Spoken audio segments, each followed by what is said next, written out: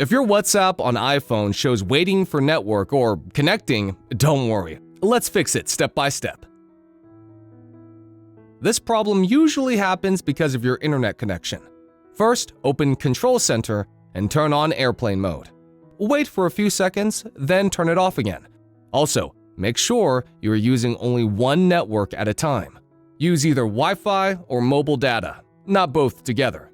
Sometimes a VPN can cause this issue, so open Settings and turn off your VPN. If the problem is still there, open WhatsApp.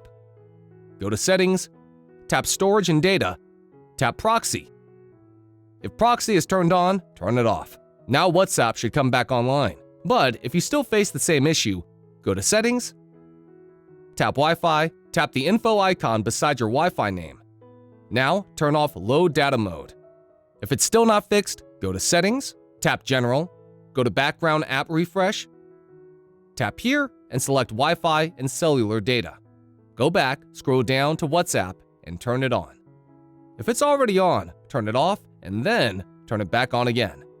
If that doesn't fix the issue, go back to Settings, tap General, go to iPhone Storage. Scroll down and find WhatsApp. Tap Offload app, then reinstall it. Don't worry, this will not delete your data. After that, your WhatsApp should be fixed. Hope this helps. Thanks for your time.